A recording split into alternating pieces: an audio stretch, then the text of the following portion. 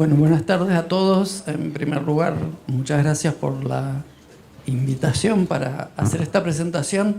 La presentación fue elaborada por Larisa Otero, así que en primer lugar el agradecimiento a ella por el trabajo y con aportes también de todo el equipo del programa regional y de Juan José Victoria también para los aportes específicos de las evaluaciones que se hicieron de laboratorio.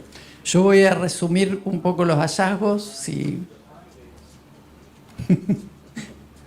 cuando esté la presentación. Tal como lo mencionó Lourdes, de hecho todas las decisiones las tomamos sobre datos, tanto en el nivel nacional como en los niveles locales, distintos tipos de datos. Y confiamos en que los datos en realidad están reflejando la situación sobre la cual tenemos que tomar las decisiones. Eso ocurre tanto a nivel de nuestros países como ocurre a nivel de la OMS, que tiene que, de alguna manera, elaborar el informe global de tuberculosis y nos muestra qué es lo que está pasando con la carga de tuberculosis en todos los países de la región. Con base en eso se toman decisiones de distinta índole, internacionales y nacionales, como lo dije antes. Dentro de los compromisos que adoptó la OMS, a partir de los compromisos internacionales para el plan de eliminación de la tuberculosis como problema de salud pública, está garantizar que esos datos están reflejando realmente lo que está pasando a nivel de cada uno de los países.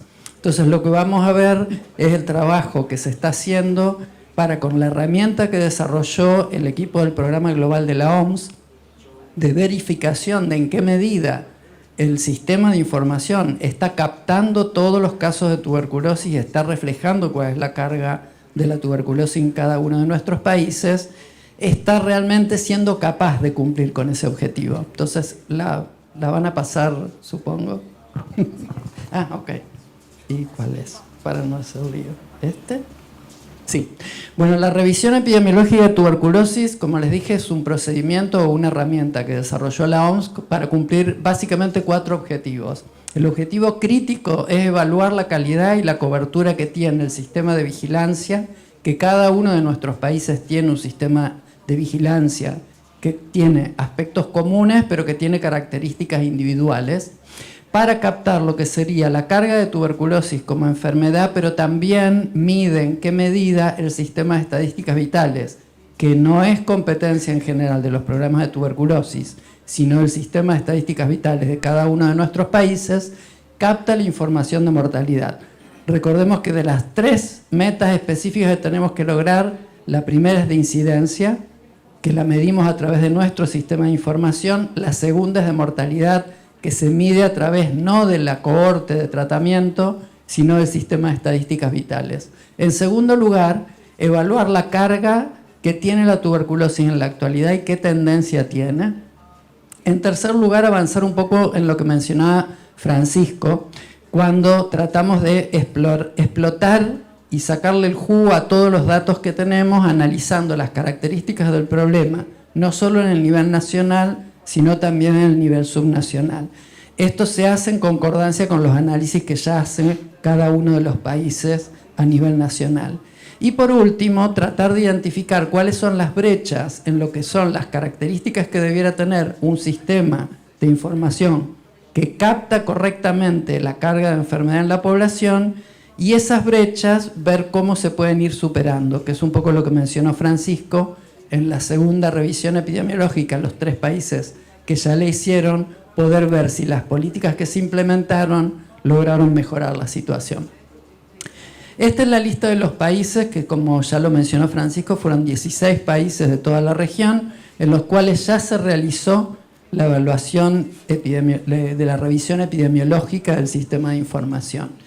Dado que todo el proceso empezó en 2017 y la lista contempla hasta lo que se hizo hace pocos meses, en 2023, cubre también todo el periodo en el cual estuvimos enfrentando la pandemia. Por lo cual tuvimos 19 revisiones en total, 16 países con 3 que ya hicieron 2. 10 de esas revisiones fueron virtuales porque no se detuvo el proceso de avanzar en esta metodología por la pandemia. 8 presenciales y una se hizo con un enfoque mixto. Los 3 países que ya hicieron 3 revisiones epidemiológicas son Haití, Guatemala y Perú. y el periodo en el cual se realizaron, como ya lo mencioné, fueron de 2017 a 2023. Con respecto a los sistemas de registro, tal como lo dijo Francisco, tenemos que avanzar progresivamente a un sistema en tiempo real, que sea nominal y que tenga un identificador único y que tenga obviamente cobertura nacional independientemente del lugar geográfico o de la cobertura de salud. De los 16 países que se visitaron, hay 5 países que tienen sistemas digitales en web que están basados en casos, es decir, que tienen un registro para cada persona con tuberculosis, y si la persona tiene más de un episodio de tuberculosis, tienen también los múltiples registros para poder detectar recaídas, pérdidas de abandono recuperados. Y hay 11 países que no tienen un sistema digital como sistema oficial en el momento que se hizo la EpiReview. Dado que en la segunda columna, perdón, la tercera de la tabla, ustedes pueden ver que hay varios países con sistema digital en desarrollo. Esa es la situación que se recogió en el momento de la visita, pero naturalmente pudieron haber avanzado y ya hay países que expandieron el uso del sistema digital. Hay un país de todos los visitados que tiene planes de incorporar el DHIS2 como sistema de información y 4 que no tenían ningún plan para desarrollar un sistema digital. Reitero, al momento de cada una de las visitas, que una vez más empezaron en 2017. Con respecto a un dato importante, que es tener un código único para cada persona, de manera que esto pueda no solamente identificar si yo estoy repetido, sino también si yo figuro en más de una base de datos, y eso nos permitiría hacer estos estudios de vinculación sobre los que hubo un taller, y además permite interoperar distintos sistemas de registro en los cuales yo figuro. De uso del código único, en todos los sistemas digitales hay un código único que está utilizado. 3 de los países tenían interoperabilidad con otro sistema de información, fundamentalmente con el registro de personas, que les permite captar los datos que están en el Registro Nacional de las Personas y por lo tanto no tener que digitar datos que ya están cargados en otro sistema. Y 4 de los 6 sistemas que están en desarrollo contemplan este código único. Les recuerdo simplemente que el código único en la mayoría de los países es una decisión de Estado, de manera que no es un código único que pone el programa de tuberculosis y adoptan los otros. En general lo pone el Estado y todos los programas utilizan ese código único. Y de los otros, 5 no tenían códigos únicos, o bien los tenían, pero no tenían interoperación con el registro de personas, lo cual significa que cuando tipeo mi número de documento, tengo que tipear también todos los otros datos y no los rescata del registro de personas. Eso obviamente genera dificultades porque eventualmente está mal escrito mi apellido, por ejemplo. De los sistemas paralelos o duplicados de registros de datos de TV, tenemos que hay, que eso remito a la tabla que les mostré antes, hay 13 que tenían distintos sistemas, es decir, sistemas que estaban simultáneos o paralelos. Por ejemplo, registraban duplicadamente en consolidados y en basados en casos, pero en archivos de Excel. Es decir, salimos de los registros digitales nominales para registros, por ejemplo, de Excel, pero que además tenían datos consolidados, ¿sí? Lo cual implica un doble registro o bien un conteo de datos de un registro para volcarlos en un registro con datos agrupados. Y 5 tenían sistemas paralelos que estaban por fuera del Programa Nacional de Tuberculosis. El ejemplo más práctico es cuando tengo el sistema de registro de tuberculosis, pero además tuberculosis, al ser una enfermedad de denuncia obligatoria, se carga en el registro de notificación obligatoria como registro nominal o como registro agrupado. Y el otro ejemplo serían los registros de datos de laboratorio, que entonces yo estoy cargado por ella como caso de tuberculosis, pero después él me vuelve a cargar en el registro de laboratorio cuando llega mi muestra para estudio. De los sistemas digitales de laboratorio, hay 9 que tenían registros de laboratorio basados en casos y 7 que no mencionan tener registros basados en casos, que entonces lo que hay es agrupados, digamos. datos, cuántas vaciloscopías, cuántos Ginespers, cuántos positivos, etc. Eso obviamente impide la interoperabilidad del sistema de registro de laboratorio con el de casos. De los 9 que tenían registros basados en casos, solo uno tenía esta vinculación que les permite interoperar, lo cual hace que si él carga mi resultado, le aparezca automáticamente a ella, ¿sí? En algunos no estaban interoperando, pero sí había, gracias a que el registro estaba nominal en los dos, la carga de los datos nominales del laboratorio en el sistema que es aparte de tuberculosis, pero eso por lo menos evitaba tener que volver a tipear el resultado. Con respecto al uso de datos, que es otro de los elementos que mencionó Francisco, que sería este tema de utilizar los datos para la toma de decisiones, hay 10 de los 16 países que no tenían ningún informe anual. Esto también es un dato que se reporta anualmente a la OMS, o no tenían boletines o reportes resumidos que estuvieran disponibles en línea para que cualquiera pudiera acceder, inicialmente el personal de los distintos niveles de salud. 4 tenían reportes anuales en línea, que sería el estándar que tratamos todos de cumplir, y 2 tenían algunos análisis en línea, o sea, disponibles, pero no un reporte anual con todo lo que pasa con la tuberculosis. Con respecto a las salidas de los datos, de los 5 países que tenían sistemas digitales, en realidad ninguno de los países tenía tableros estandarizados, ¿sí?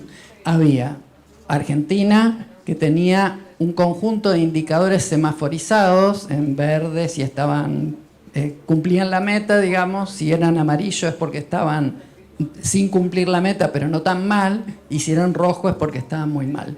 Y Perú, que tenía también algunos tableros, todo esto, reitero, al momento de la revisión epidemiológica.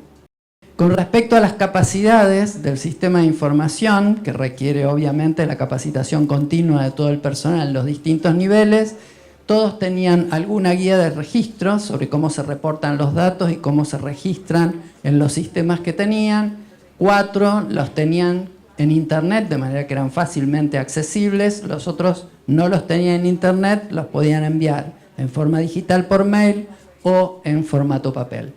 Y 2 países tenían una capacitación continua del personal para reforzar, y sobre todo para el personal que era nuevo y que se incorporaba y tenía que ser capacitado. En el resto de los países no había capacitaciones a demanda o cuando se planificaba alguna capacitación dentro del plan del programa. Con respecto a los estándares de calidad de los datos que están dentro de la metodología del EpiReview, 14 cumplían de los 16 con las definiciones de casos de la última revisión de la Organización Mundial de la Salud. La calidad de los datos, tanto en formato agregado como digital, fue el estándar que menos se cumplió. Todos teníamos problemas, los países, en cuanto a la calidad del dato, la existencia de mecanismos que documentaran si el dato estaba completo, si no había errores en las categorías que se cargaban o en los valores que se cargaban. La consistencia interna y externa de los datos también tuvo bajo cumplimiento, y la mayoría no teníamos un sistema de retroalimentación sistemática de la calidad del dato que permita también un seguimiento para ver si la calidad del dato está mejorando o no por unidad, digamos, por nivel de atención. Con respecto a los estándares de la cobertura de la información, todos los países tenían la notificación como requisito legal, ¿sí? Porque está dentro también de las enfermedades de notificación obligatoria, pero ninguno teníamos una certificación de que se estaban captando todos los datos a través de una metodología de un estudio, como por ejemplo un estudio de inventario. Y con respecto a la cobertura del sistema de vigilancia, justamente al no tener este estudio de inventario, de la revisión, la sospecha de pérdida de casos que podían estar, pero no estaban captados por el sistema, eran los casos detectados por otros sectores que, aún en las situaciones de países que el tratamiento es único a través del sector público, no había garantía de que todos los casos que se detectaban llegaran, porque no había formulario de derivación, excepto que Paraguay sí lo tenían al momento de la visita. Con respecto a los casos diagnosticados en los hospitales, cuando los hospitales no notifican, también tienen que pasar la información a otro lugar para que se cargue la información, entonces esa también era una oportunidad de pérdida del registro. Y los casos que no inician tratamiento porque mueren antes de iniciar el tratamiento, porque la captación es muy grave, o algunos de los casos que se dan en establecimientos para las personas privadas de la libertad. De los estándares de registros vitales, que reitero, esto en general es otro sistema de información dentro de nuestros países, hay 7 que tenían registros vitales de alta o mediana calidad. Esa es una evaluación que la hace el área de Organización Mundial de la Salud, que evalúa los sistemas vitales, y ninguno tenía integración del registro del sistema vital con el registro del programa. En general son áreas diferentes, estadísticas vitales está en un área del Ministerio de Salud y el programa en general está dentro de las direcciones de enfermedades transmisibles o de programas de control. Con respecto a los estándares de subpoblaciones, son 3 subpoblaciones que se analizan: tuberculosis HIV, tuberculosis resistente o multiresistente y tuberculosis pediátrica. La cobertura del estatus de VIH fue alta en la mayoría de los países. Hay 12 de 16 países que cumplen con el estándar, 1 no cumple y 3 cumplen parcialmente. La de la tuberculosis resistente fue baja, en 14 no se alcanzó la meta de que todos tengan el estudio de la prueba de sensibilidad, y en la mayoría de los países no se cumplió los estándares de la subpoblación pediátrica, en la mayoría de ellos por problemas con la búsqueda. En conclusión, todos los resultados que les acabo de resumir mostraron que la notificación en términos prácticos en todos los países visitados es obligatoria, de manera que hay un sustento legal para que la tuberculosis se mida y se rescate a través del sistema. Las definiciones de caso, con algunas diferencias, cumplen en todos los países con las últimas recomendaciones de la OMS. Se está avanzando en la implementación de sistemas digitales. Hay varios países que ya lo tienen, con registros nominales, con buena cobertura, y hay otros que están desarrollando sistemas digitales, que es justamente a lo que aspiramos todos. El uso de identificadores comunes no está en la misma situación, es decir, no hay en muchos países el identificador común, o habiéndolo no es necesariamente el que se utiliza. Se detectaron, a partir justamente de las brechas, en lo que mencioné, muchas oportunidades para mejorar la eficiencia del sistema, tratando de reducir el registro duplicado. Es un poco esto de tener un Excel para el programa, otro para el laboratorio, a su vez consolidados, cuadernos, fichas, etc. Todas esas oportunidades obviamente fueron objeto de recomendación en base a lo que se discutió con los equipos de cada programa. Hay cosas que van a llevar más tiempo y hay cosas que pueden ser más inmediatas. La calidad de los datos se puede fortalecer. El punto principal que tenemos como déficit es no tener un sistema sistemático de verificación de los datos y de ir midiendo en qué medida los datos cumplen o no cumplen con la calidad, para a partir de ahí fijar metas para el sistema y ver si vamos mejorando en la cantidad de detección, por ejemplo, de casos duplicados o de casos con mala calidad del dato o con falta de datos. Y después la cobertura de captación de los casos, que sería el punto crítico que tratamos de medir, porque son los casos que al no entrar en el sistema nosotros no estamos sabiendo que existen, que son todos los vinculados a los casos detectados tardíamente o que no empiezan tratamiento, entonces no se notifican, o que son derivados de un lugar al otro, pero que no hay mecanismo de derivación que permita al lugar al que fue derivado verificar si llegó o no llegó y por lo tanto salir a buscarlo. Y otra de las debilidades que tenemos es el análisis y el uso de los datos. Eso lo mencioné cuando les mencioné la falta de disponibilidad, accesibles, los informes, el informe anual o informes periódicos, y después el ejercicio de hacer este análisis no solo en el nivel nacional, sino también en los niveles subnacionales, que a eso apunta todo el esfuerzo que se está haciendo con los talleres de análisis de datos. Bueno, Agradecimientos, ya mencioné a Larisa Otera, a Juan José Victoria por la elaboración del reporte, y obviamente todo esto solamente fue posible por el esfuerzo que hicieron todos los países, los 16 países, 3 de ellos 2 veces, para trabajar con los consultores de forma virtual o presencial en la revisión epidemiológica, que para todos los países saben que son 2 semanas prácticamente de intenso trabajo con todos ellos. Toda la gente que se visitó, toda la gente que aportó la información y todos los que sobre todo aportaron ideas sobre cómo mejorar, que fueron empleadas no solamente en la visita de cada país, sino también compartidas con el resto de los países. A los consultores, fueron muchos consultores de toda la región, de todos los países que participaron en estas revisiones, bueno, y al equipo de la región por todo el apoyo que hizo, y al equipo del Programa Global de la OMS, que fue con quienes trabajamos de manera continua, justamente para garantizar que estamos llevando adelante la tarea de la mejor manera posible. Muchas gracias.